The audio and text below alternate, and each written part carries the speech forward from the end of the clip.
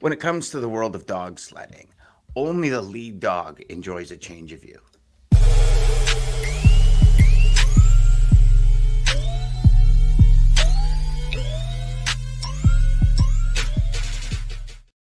People's is probably going, Ryan, what the hell does that have to do with logistics? But it was a statement in chapter 5 of positioning that I thought was really interesting because the lead dog is the only one that really has a change of view and that enjoys the change of view because every dog behind the lead dog has the same view, right? Um, I'm what looking is for going that. on, Ryan? What? I'm doing good. I was actually looking for that, like in the okay, there we go. It's yeah, it's the last part of the book because I'm like, this one's talking about IBM and RCA, and I'm like, did I miss a chapter? But no, we're good. Yeah. We're good, man. Yeah. Yeah, looking forward to today, man. Let's get into it, man. As Charlie Brown says, no problem is too big of a problem to run away from. I like that. So it's interesting, right? Because prior to reading this book a couple of years ago, I always thought that no matter where you are, there's a way to get to where you want to go. Hmm. And, you know, my first response to this chapter was, no, that's bullshit. Like, because that's kind of the way we are, right? Like, if you work Yeah. hard enough and you invest enough time, energy, and effort, you will get where you want to go. And then they make a valid point in it, right? Like, I know at my age right now, no matter how much I wanted to be an astronaut, I could never be an astronaut.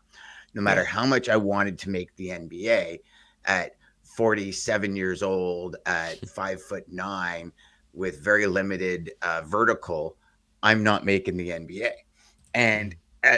regardless of how much I would dream, regardless of how much money I put into training, I realistically wouldn't make it, right? Hmm. Like I could invest $5 million in getting LeBron to teach me how to play basketball. Probably cost me more like 100 million, but um, you know, and Ryan, I wouldn't get there, right? Just physically, my body probably wouldn't get me there.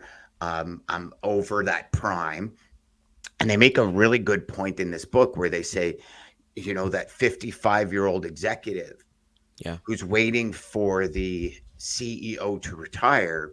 When the CEO retires, he's like, "Okay, I want that position." And they're like, "Well, I think we're going to put like a 45-year-old in." Yeah. A younger person. Yeah. Right. So in the book, they say, you know, he's 10 years past his injection date. There's nothing you can do about that. The company right. So, and that's why one went over to international paper and they get into a little bit more inside the book. But for me, that was kind of the premier thing in the book was in this chapter was, realizing that some of these things are unattainable in one aspect. And I love the aspect that they said. And again, everybody listening, this book is talking about positioning. So they go back to the Avis Hertz thing. Avis would have never been able to catch up to Hertz at that point in time because of their positioning in the market.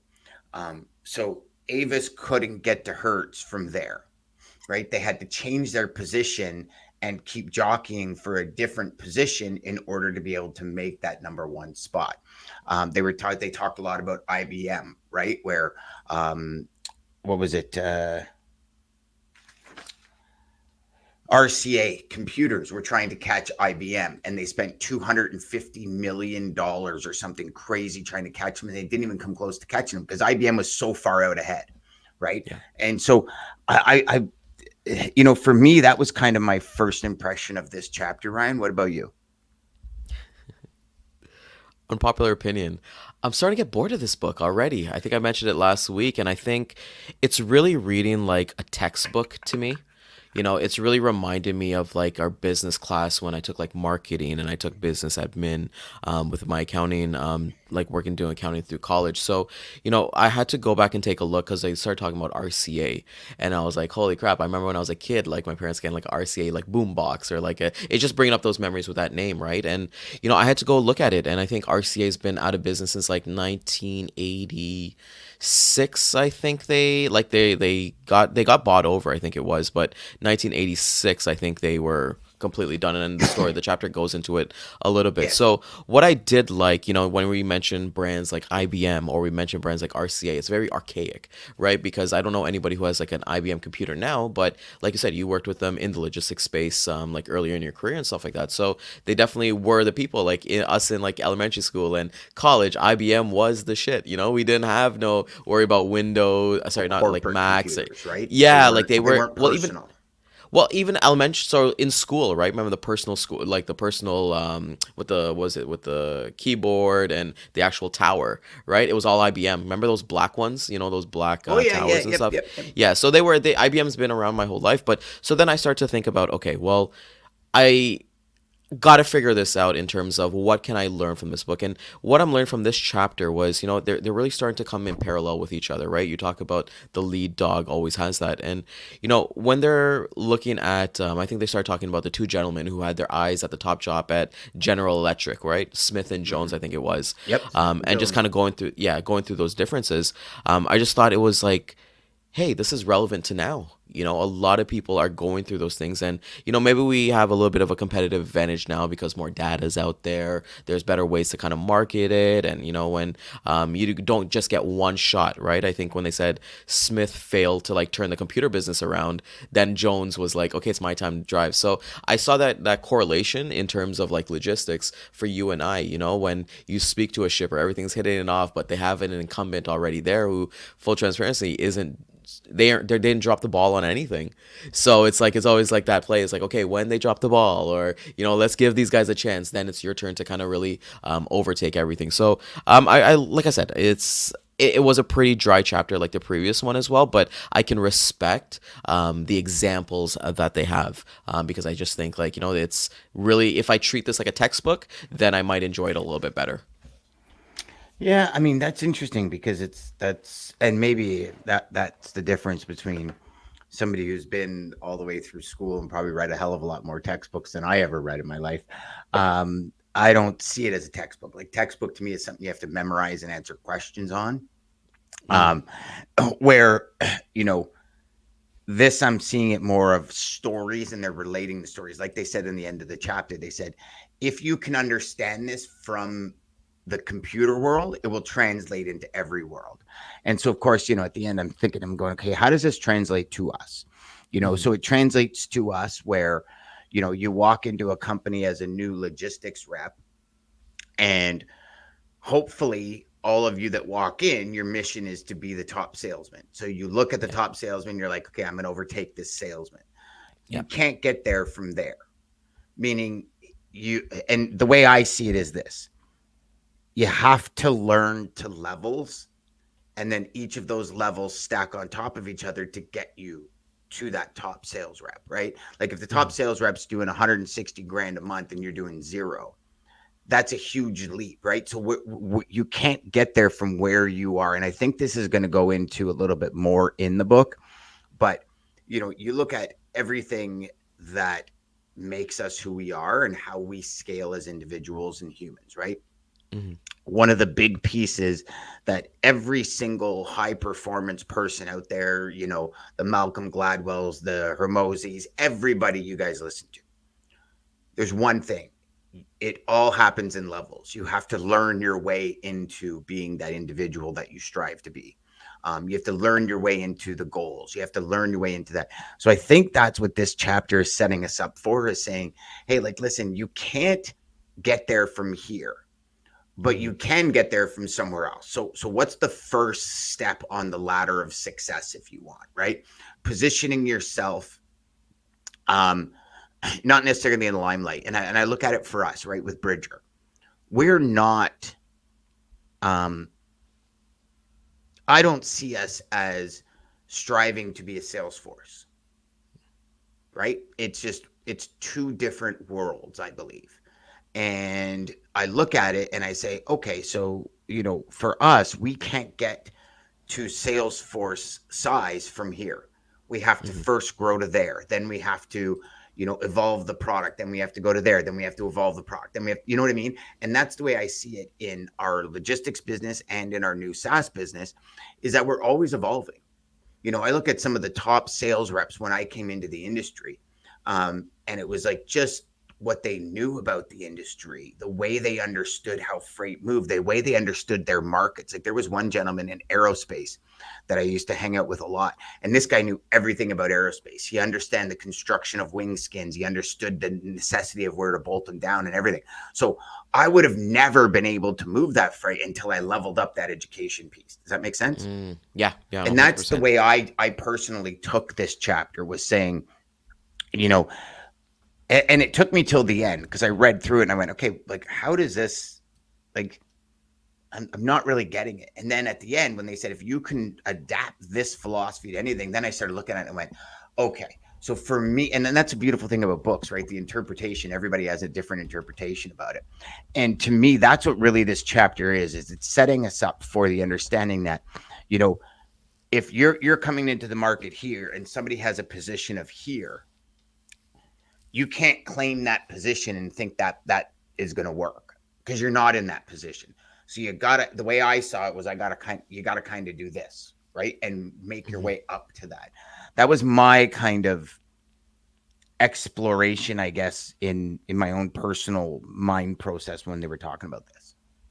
Yeah, no, I can agree with that too. And just to come back to the point as well, I think differentiation is like so key, right? And everybody kind of thinks like, like if I'm successful in one industry, I'm going to be successful in another. And yeah, there's some key like takeaways that you can take, but like copying and pasting it is not going to be the same result, right? And for everybody in our logistics industry, if you kill it in food and beverage and stuff like that, and then you automatically want to go to like open deck, let's say tomorrow, let's say you lost all your business and you went to open deck. Yes, there'll be some parallels, but you've got to learn about square footage. You've got to learn how a thing looks. You got to look how the deck looks, even the height with everything, right? Because you're going from Yeah. standard pallets to some cool, gnarly, like oversized, some fun stuff, the Well, headache yeah. stuff, And right? when do you So need a drop deck? When do you need a double drop? Will it fit in the well? Will it exactly. not fit in the well? What, like, there's all sorts of things that don't translate from one to the other. Yeah.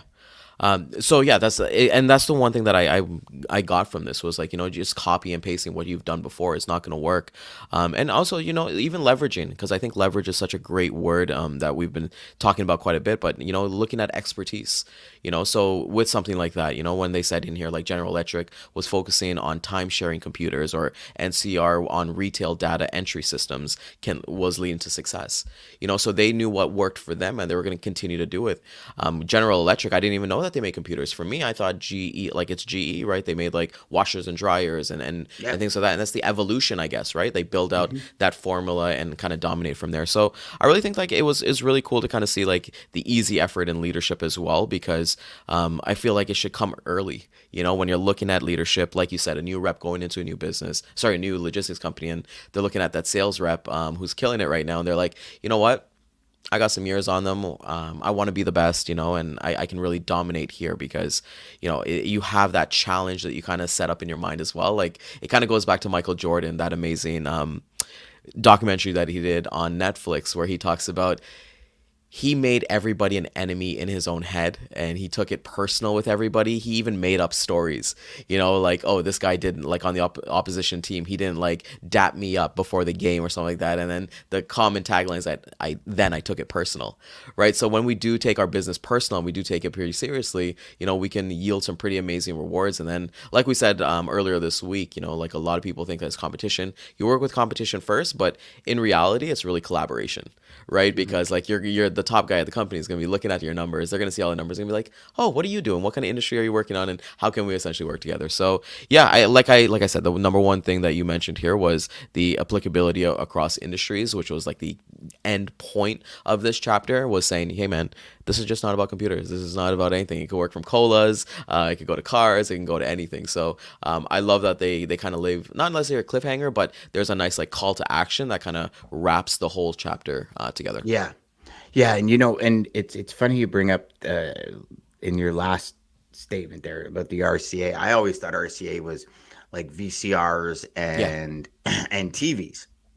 I even to this point, until getting into this book, I never even realized RCA tried to create a computer line. Right. But what, and I mean, you think about it, right? Beginning of the computer revelation, like IBM was the corporate model. Hmm. Every like hands down, they had that market. I think in the book they even said they had 70% of that market. Like that's and I think there was four other competitors that shared 30%. Like Yeah. that, those are What they said? huge They said it was like numbers. Snow White. They were considered like Snow Snow White and the White and Seven everyone Dwarfs. Yeah, Dwarfs. Yeah, it's just like that's a very good visual, right? So it is, right? And it's and I think when we come into this industry, we come in as the dwarfs, right? And I don't know about you, Ryan, but I know, and a lot of the people I speak with that are new in the industry, I know when I came into the industry, it's like I wanted to be that head guy, like that yeah. highest selling guy, like tomorrow. Hmm. And and I think in life in general, as humans, like we're always looking for that silver bullet. We're always looking for that pill. Hence the reason the health industry with all these different, here, males, you lose 200% of your testosterone over, or increase your testosterone 200% after you hit 30, it goes down. And you have all these people taking all these pills that we think are this magic bullet to help us get to a place where hard work, education, and testing are the only ways to get there. Yeah. And even when it comes to exercise, like I know people that do zero cardio and are fit as a fiddle, like Yeah. shredded and do zero cardio. And then there's other people that do cardio up their yin yang and they can't seem to put muscle on, right? Like I don't know. I think it's Well, I different think it's with like everybody. genetics, right? Yeah, genetics, it's body, it's Yeah. everything. Even with like sleep apnea and stuff like that. Like when Yeah. I'm doing my research and I was talking to people, assume like sleep apnea is like for like overweight people, but I've seen like so many like actual skinny people have sleep apnea, right? So Oh, I yeah. think, playing up to your strengths, I think is like so important, right? Because like you said, everybody can work out at a different place, and when you go into a company, you want to be the top dog, because I feel like I'm interested to know if that certain drive, because I feel like that's a drive that you and our generation had. We're going into a company and maybe we're more salaried, and you obviously want to prove yourself, right? I'm interested to kind of see, because I'm seeing a lot of people become that solopreneur or like entrepreneur, starting their own thing, where like, hey, I don't need to worry about being the top dog at this company. I just need to be the top dog at my own company and build it up. Right. So I think like with every differentiation that they're talking about is key, where we can always kind of like find like a unique position that aligns with like your company's strengths or your own strengths as well. Right. So I think it's interesting. I'm interested to see, are these authors like still, like, I hate to say this, but are they like still around? I'd love to see like Oh, yeah, yeah, their yeah, yeah, take. yeah. Okay. Like this I'd love to book. watch a podcast and like see like their takes on like now. Like it would be kind of cool for them to be like, okay, well, let's use this example, but let's use like Apple or like Windows or like, what the future, or even AI. I'd love to hear. Yeah, I want that to would dig in actually be more, super right? That'd be cool. pretty so cool. Trying to figure out when this was written. Let's see if I got it on my book. I got it right here in front of me. 2001, brother. 2001. Yeah, copyright 2001. So I was going to say I read the Copyright Act of 1976. I'm like, this was not written in 1976. That was a bad choice, Dan. Bad choice of books. But yeah, 2001. So that's not long ago. I'll look up and see if we can find these authors and see if maybe we can get one of them on, because it'd be a Yeah, great I would to love it. talk I would about love to them, pick because their. I Yeah. think now more than ever, positioning is what we need to do in logistic sales, right? Like if you're making calls now to the new year, I think it's more about positioning than anything. Like Hmm. positioning yourself for a spot in the new year, positioning yourself for a conversation when things get going. Like for now, I mean, everything we do, I think, is about positioning, and understand how to position yourself. I think is one of the biggest components of sales today. What is your Yes. position? Like even just to make a sales call, what's your positioning on the sales call? Are you going to do what everybody else does, or are you going to do something different to position yourself in a different light? I Hmm. know tons of people in this industry that have made millions of dollars off single place positioning. This is my lane. This is what I do. This is all I do, and I do it very well. Yeah. And And I they're in great for fairness to themselves. that as well, like people have done the complete opposite, Yeah. right? They've gone with no position, and that's what I Yep. love about our industry, and I just love sales in general, right? You figure out, I think you learn by doing, and you figure out what kind of works, because if you want to be sporadic or you want to be anything, and a lot of people will be like, oh no, but that's transactional, but I'm like, I've seen people be transactional for 10 years. Like, you're going to tell Yeah. me that you know more than them? They always says, like, transactional. Like, that's the buzzwords, I guess, always on LinkedIn and all that stuff, right? But I just feel like whatever you're positioning, whatever your goal is, whatever your thing is to basically help your customers. And even if it's not just logistics business, let's say you're starting your own podcast, you're starting something like that. You've told me in the past, like, your audience, your customers waiting for you, so you Mhm. just got to really go out there and find them and figure out what your positioning is. And like I said, with this chapter, it made me realize, like it brought up some really cool memories about, RCA being, because I don't know, like as a kid, I felt like RCA and Sony, they were at like the same level. They were like the cream of the crop. Like they weren't like the For TV. JVCs.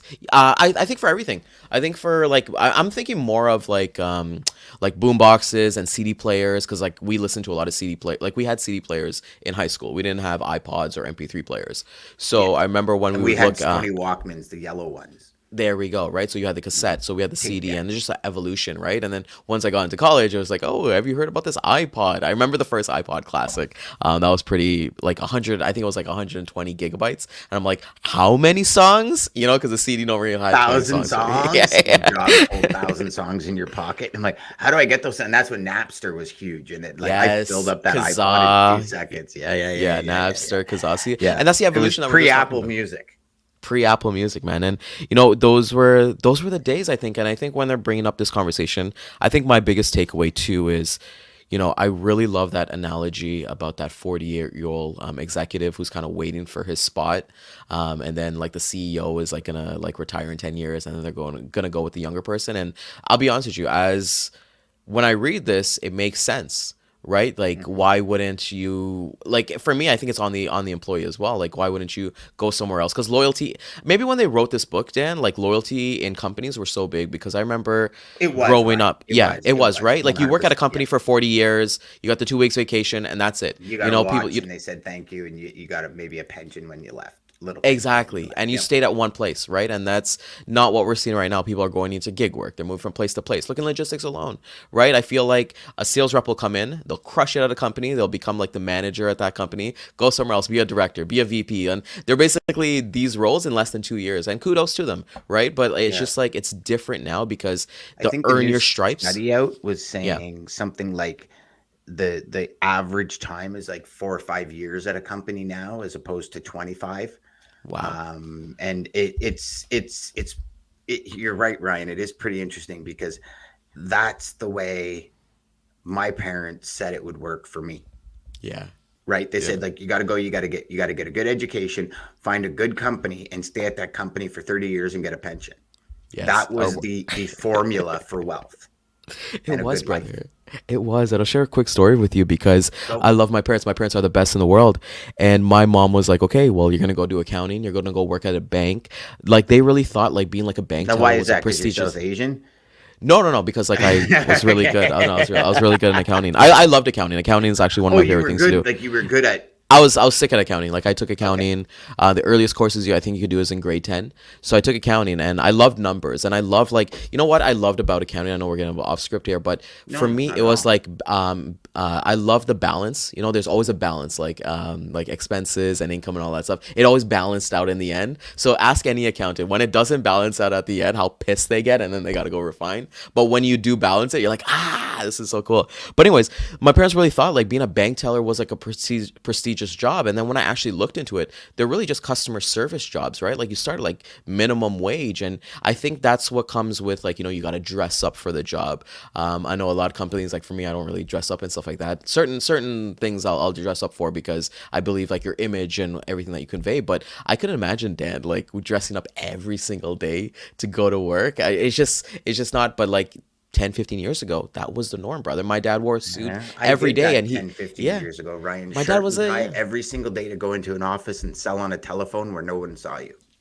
I had to do that at Rogers, brother, at the call center. We had to wear like Yeah. a dress shirt and dress pants. No customers ever saw us. Even a customer was like, "Hey, can I come pick up my cell phone here?" They'll be like, "Nope, we'll ship it out to you." Never meeting any customers like that, and you do enjoy it a little bit. But I remember seeing my dad like wear like a suit, and he was actually a logistics manager, for a company downtown in Toronto, and just like that was the norm. And like now we're seeing like the Silicon Valley, wear a polo or like or a t-shirt. At the end, it's getting to a point that I watched Gary V on a YouTube video a couple days ago, Dan, speak in front of I think it was like 5,000 people just in a t-shirt and jeans, and he's Yeah. Gary fucking V. Yeah. It doesn't matter.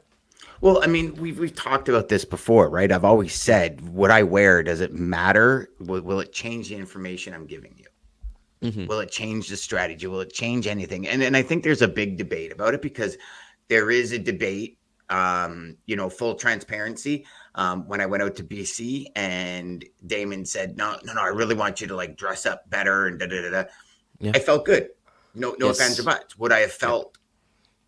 Did I feel better if I would have been wearing jeans and a t-shirt? I don't know because I wasn't wearing jeans and a t-shirt.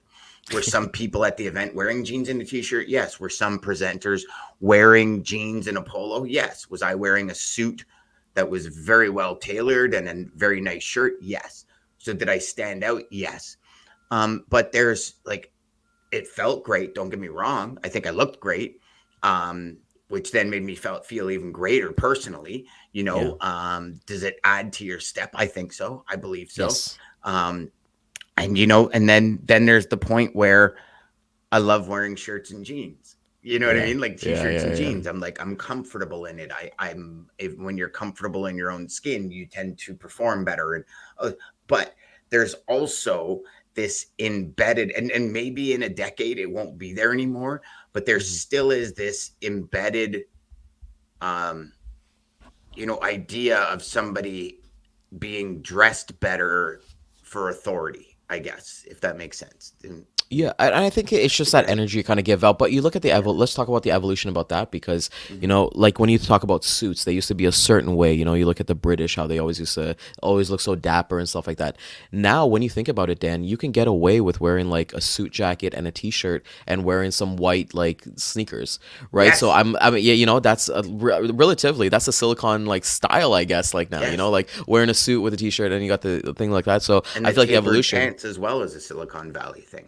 There we go, right? So it's kind of cool to understand that and bringing that back into the chapter. It's just, a lot of like these suit company places had to like adapt, right? A lot of, but you know what? They're making a comeback, Dan, because I saw a TikTok a couple weeks ago and it made me really think about it's like the things that we never used to use are making a comeback. So like dry cleaners are making a comeback, tailors and seamstresses are making a comeback, even shoe repair, those companies have gone extinct, but they can come back, right? So I think even when we look at these companies, let's say JV, what is it, RCA, if they want to make a sweet comeback, look at Zellers, brother. If anybody's in Canada right now, Zellers is back at like the Bay, like they have like Yeah. their own thing. And I don't know, for me, Zellers doesn't give any good memories, man. That place was grungy, it was dirty. I remember the restaurant and that dirty spin thingy. Remember that thing, brother? That spin like this, like if you rode one of those, Dano, you definitely did never got COVID.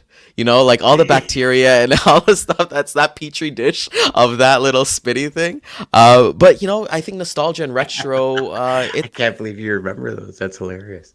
yeah, brother. It was pretty cool. But I think there is a type for as we're getting back to it, having that understanding of if you do something really well, continue to do it, right? But if you are in second or third position, like bringing this back to Bridger, will never be Salesforce. But at the end of the day, to the global eye, right, Dan, this is just for you and us and like people in the industry, but to the global eye, when I talk to like other SaaS companies who have no skin in the game in logistics, when I mention, hey, we're CRM, the first thing they're going to do is like, hey, or like Salesforce, like HubSpot.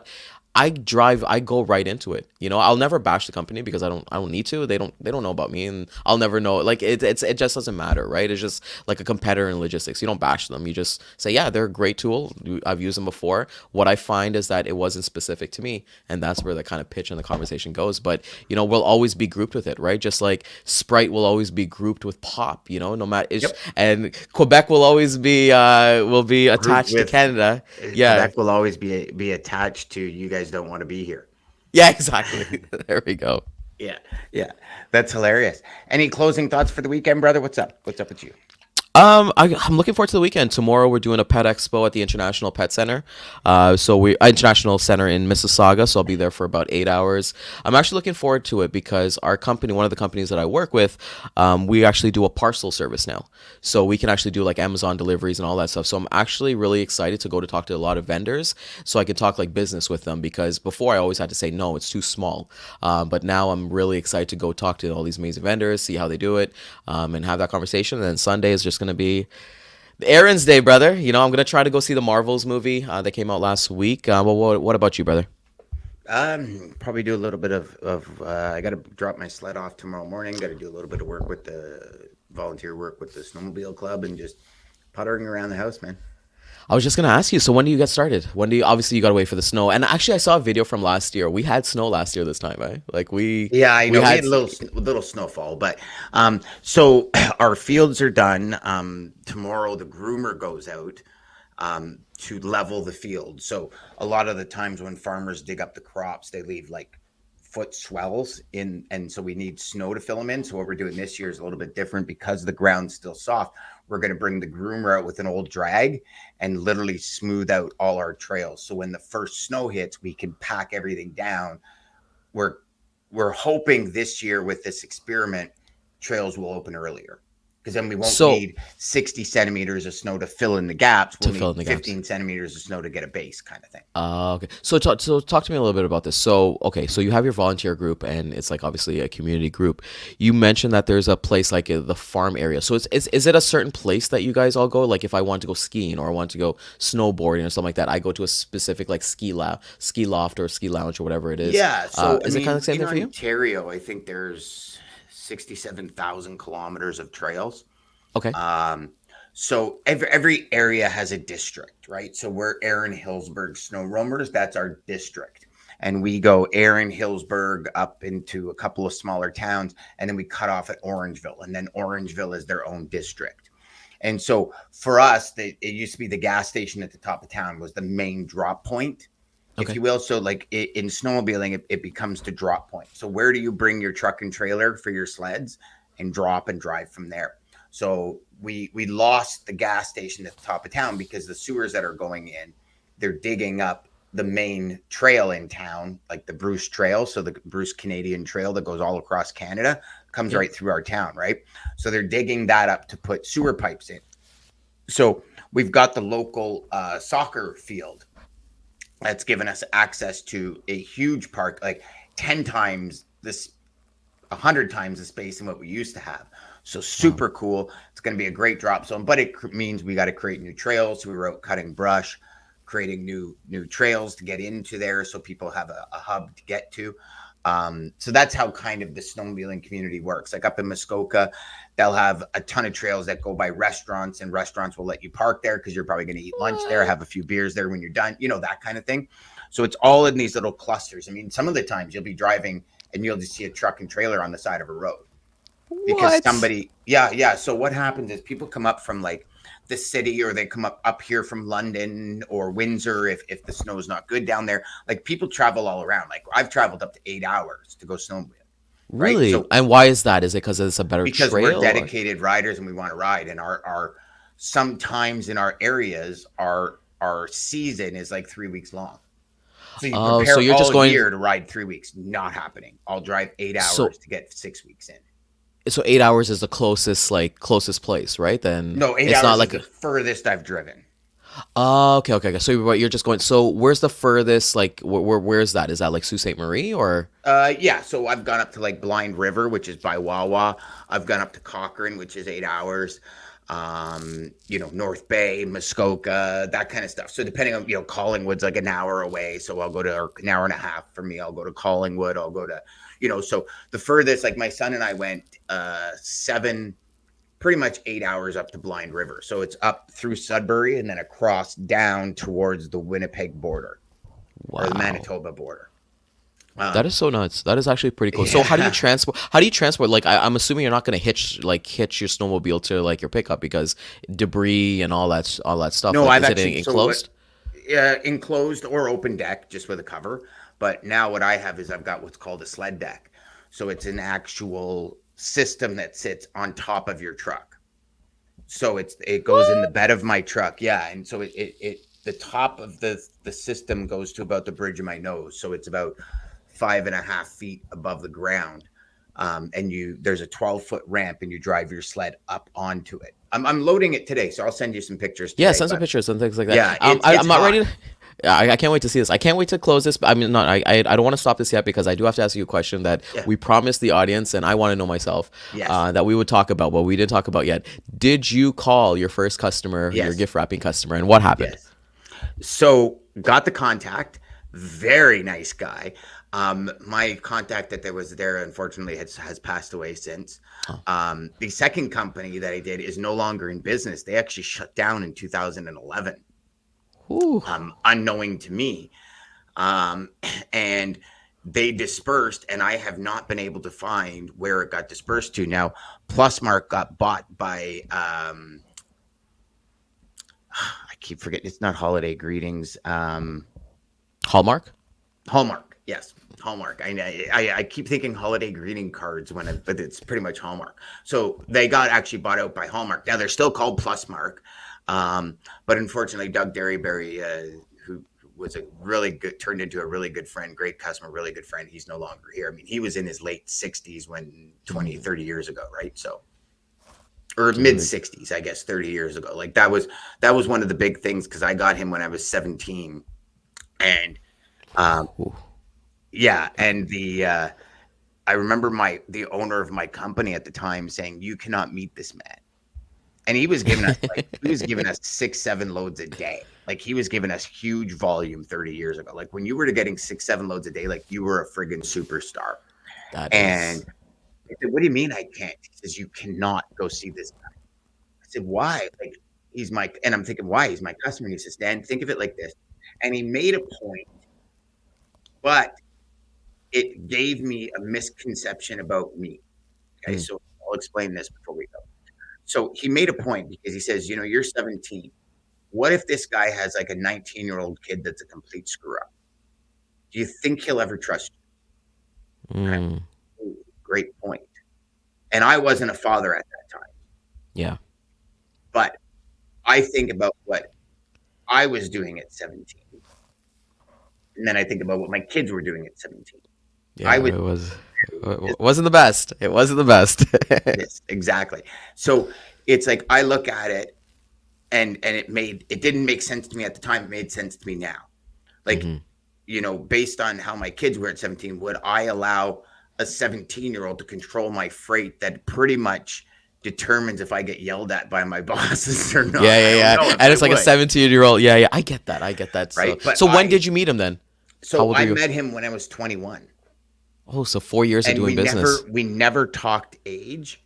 He was a very religious gentleman. I remember when my grandmother died, he would say, "Well, Dan, as the good book says," and then he was one of those guys that just every day, "How are you?" Like, and I'd be like, "Good, Mm. your trucks are here." He's like, "No, no, I don't care about that. How are you?" You just Oh, lost I your love that. grandma. It was my first real loss in my life from a family member. He was really, really cool. Doug Derryberry was one of the best men I ever met. Um, so, yeah, so it was, and then there's two things. So there was that where I wasn't allowed. But then the second thing was, um, it gave me this false sense of I'm not old enough for people to take me seriously. I'm not old enough to Mm. run a multi-million-dollar business. I'm not old enough. And it took me until my mid 30s, Ryan, to come out of that shell. I Yeah. always thought I'm not old enough. Nobody's going to take me seriously. I'm not old enough. Nobody's going to take me seriously. And then it was watching successful people and how they evolve. Hmm. And where I started to realize, like, Brendan Burchard was in his mid 20s when he was a coach for thousands of people on how Yeah. to live life. And I'm thinking, you're in your mid 20s. How in the hell are you Yeah. like, you don't even know. But he went through life experiences that most people don't experience, which gave him that foundation to say, hold on, I've got something to say here. And it Hmm. meant something to somebody. So for years, I didn't believe I was good enough. I didn't believe I was old enough. I didn't believe people would take me seriously. And it's only until my mid 30s when I actually got gray hair that I said, "Oh, now I got gray hair. People are going to start taking me." I You know got the it sounds wisdom. crazy, but Yeah. I figured now that I've got gray hair, I'm like kind of a salt and pepper. And people are like, "Oh, okay, you have wisdom." And it was the craziest thing. And I know it sounds so silly to even think like that, but Yeah. one thing that he was trying to do is he was trying to explain to me like you can really mess this business up by you going to see this guy, and it made sense. But it also then gave me that, well, then I'm not, good enough. And it's Yeah. really weird, but we'll get into that another day. All right. So moral of the story, are you gonna reach out to that customer who switched over to get some freight? Are you gonna start booking Oh some yeah, yeah, freight with yeah, them? yeah, yeah. We're already in conversation. There we Yeah, yeah, go. yeah, yeah, See? yeah, yeah, There yeah. we It was a really cool introduction. I kind of just explained that I just went over what you and I did. I said, we were on a show, we were talking about our first clients. You guys were my first client. This is what we did. This is where we went into all the SCMDCs and da da da. And he's like, wow, it was way before my young guy, right? Way before my time. He goes, but that's a pretty cool story. I told him about sleeping under my desk for 7 days in a row while trucks came in because we said we had a distribution that we really didn't have. So while trucks were in transit, we created the distribution, like literally bought the warehouse. Like it was Ryan. One day I'll share that story in detail with everybody on air. But I mean, I'm telling you, it was one of those things where in the end you stand back and you go, we did not do that. Like Yeah. that's crazy. I mean, for like 5 days in a row, from literally Tuesday to Sunday, um, I slept under my desk at the office See? See just these sec. because I would work till 1 o'clock in the morning, unloading trucks, staging them for the other trucks in the morning. Then in the morning, loading the trucks because we like literally the owner said, "Well, there's 5,000 square feet next door. Why don't we just get a lease?" And my senior VP Mark and I and my business partner at the time Crawford, the three of us were unloading, hand bombing the trucks. So a 53-foot high cube trailer, hand bombed wrapping paper. Like you just think of how many pieces, it's 1,000, 1,500 boxes That per is trailer. And we're just tossing them out. And then like these are 7 trucks a day coming in that get redistributed. It is a lot. And then now, and also you're running a business during the day. So like during business hours, I'm running in and out of the office to wheel and deal and move freight. And then I'm back in the warehouse moving. It was crazy, man. It took us a week to find somebody to come in and actually do it as a warehouse manager. And I yeah. ended up going to my buddy John, who was part of a big biker club, saying, "Hey, like, listen, do you or anybody have any like? Can we just get a bunch of guys, like, just a bunch of biker dudes, come in and help us?" And so we did. He got a bunch of his buddies, and he just says, "Let's go, like beers and pizza. Let's go, let's do it." And then by the Monday, the week after, he was the warehouse manager.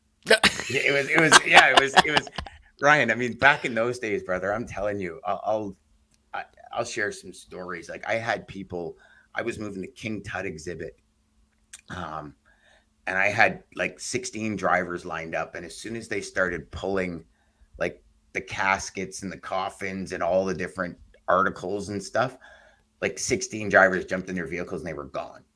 So like, no, no, no, no, no, I'm not carrying. No, Yeah. I don't want a Yeah. ghost coming up behind me and tapping me Yeah, on the yeah, yeah, shoulder yeah, while I'm yeah, yeah. driving. I would And I was like, and I'm like, what are you guys talking about? Like, this is huge. And they're like, not even close. yeah, Not F even close. that. F that. We'll A we'll go lot. we'll go move some paper towel for another company and Yeah. Yeah. yeah, we're Yeah. good. There's a lot of stuff like that. But yeah, it was actually a really cool conversation. It was really cool to reconnect Hmm. and share a few laughs. Just Yeah. and just the sound on his voice were like, you did what? And I'm like, oh yeah, yeah, this was normal. And he's like, really? And I'm like, oh yeah. I go, like a lot of times when somebody tells you I got trucks in the area, they don't have trucks in the area. They're just damn well hoping they could find trucks. He's like, Yes. I hear Yeah. that all the time. I'm like, yeah, Yeah. it's pretty standard. But yeah. All right, that was awesome. All right, I gotta Okay, get my going man. here, but we'll see each other, everybody back on Monday. Yeah.